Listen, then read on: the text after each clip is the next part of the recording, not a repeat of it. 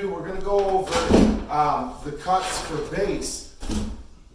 Obviously base is gonna go on the perimeters of the rooms right at the floor.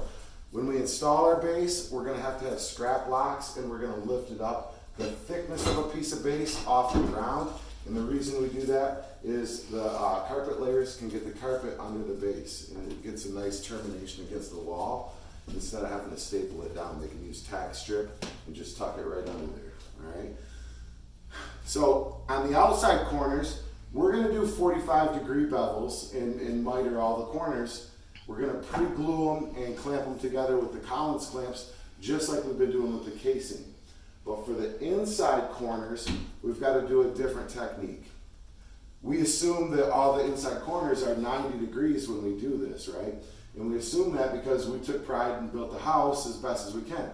But we know that when we finish the drywall, we actually tapered that mud. So in the corners, we have a thicker bed of mud in the corner and thinner out here, so we tapered it and we did that on both sides, so it's not 90 degrees anymore. So we can keep messing with each corner to figure out exactly what each one is and cut 246s or 244s or 248s and just keep trying it, but that takes a lot of time. So what we do is we do what's called a cope cut. And the cope cut is gonna give us a nice corner, a nice inside corner, but it's gonna give you about a 10-degree range. So it'll work on a 40 through a 50-degree corner. I say that, I'm sorry, 90 to 100, so you have 245s or to 250s. And so it gives you a good range. But it's a skill technique and it's gonna take some practice. And so I'm gonna show you the first one and then we're gonna give you guys some pieces and have you cut them and practice with them before we get into the real situation. So to do a miter cut or cope cut, we've got to start with the bevel to expose the profile. And I'm going to leave this piece about 16 inches long just so that I've got enough to work with. I'm going to set the saw to 45 degrees. When you hold this in there, make sure that you've got the base up tight against the back and tight against the bottom. So I'm kind of pushing back and down with that.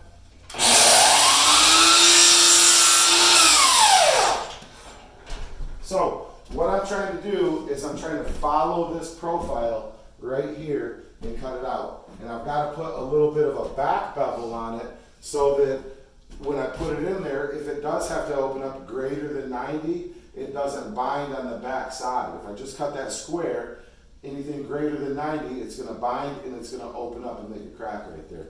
So this is the profile that we're trying to cut out right here. And a good move for rookies or beginners is to just put your pencil down the edge and let that pencil catch that profile and it highlights what you're trying to cut out. All right, so now you see that black pencil line, that's exactly what we're trying to cut. So the tool that we're going to use for that, most often trim carpenters use a handheld coping saw. I actually like to use the jigsaw better, but both of them are going to take practice, all right? Either of these tools, if you notice, they've got a very thin blade and they're not made for straight line cutting. They're made to get in through all the different twists and turns that the different casings and baseboards give you. So what I like to do is take the straight cut out with the tool that does the best job at cutting straight. So once I cut my baseboard and expose that profile, I flip that board right over and I cut back the other way. Notice I get right down at eye level because I need to line this up so that the tooth of that saw blade on this side is right there in the line. I really want to leave that pencil line that I had. Now the other thing that's super important about this, when I get down, I want to stop. Notice where that shelf is? We've got a straight line and then it turns 90 degrees right there. I want to stop at that mark, but I cannot let off the trigger of the saw.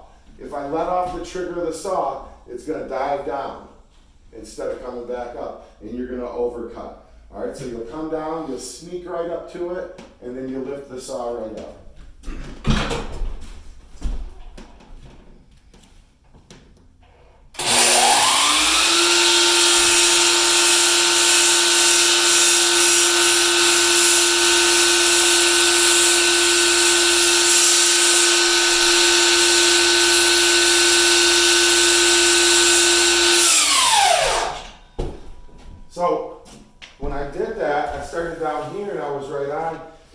came up, I came off my line. And so that tells me that I didn't have solid straight up and down. So I'm going to slice that back off right here. I'm going to show the line again with a pencil. And what can cause that is two different things.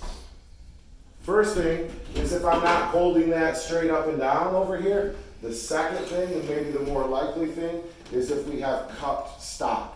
So the material sometimes has a defection in it, and that's what can cause that too. So I'm going to flip it back over, start again.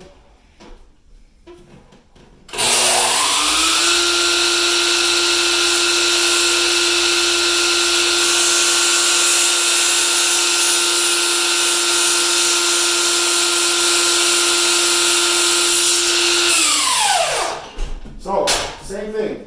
So we've got a little bit of a cup in this wood. Started at the bottom, was right on it, and as I get to the top, I'm coming off of it. And that means that I'm going to have to fix that part with the saw, or a lot of times we keep a file, a wood file on hand, and you can just file off that. It's less than a 1/16 of an inch. All right, but you notice that I stopped at the shelf. The next thing that I do with this is you can use the handheld coping saw. If you're going to use the handheld and you cut in on it, you get that bottom piece off, and when I'm cutting, I'm getting right to the white paint, but I'm not cutting into the white paint.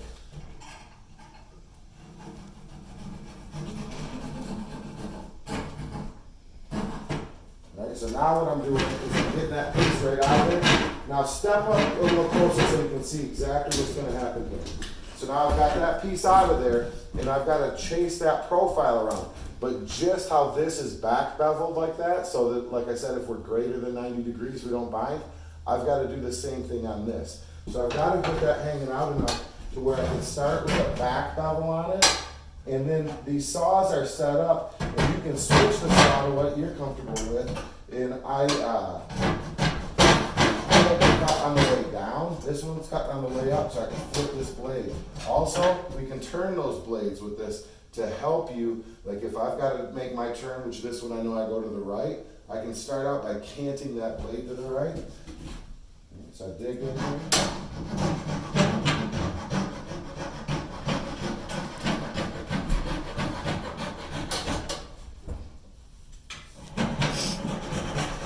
A lot of rhythm with this. I'm not really pushing super hard.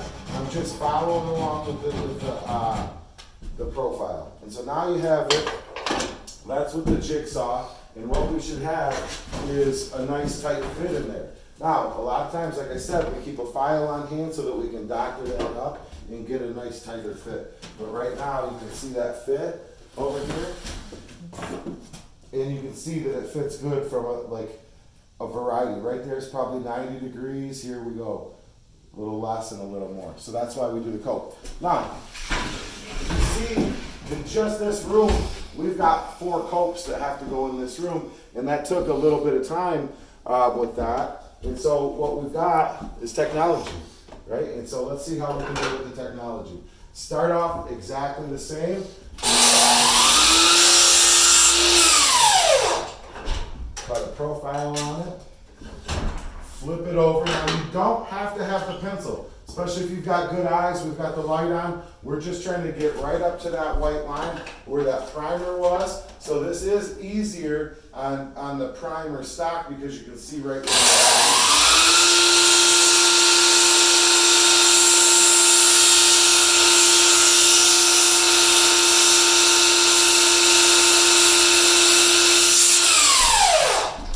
Stop right at the shelf so that that shelf covers. Now I'll plug this saw in.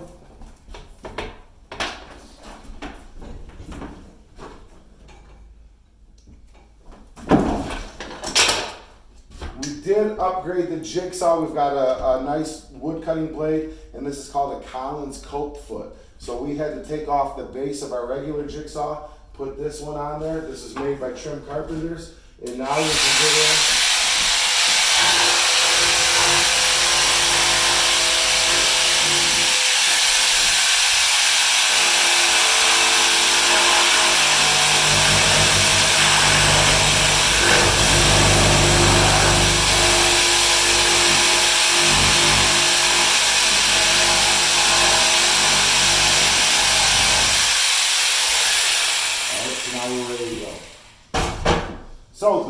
about this is it does take practice, but I just did that. It should fit pretty good if I got another piece of base right here.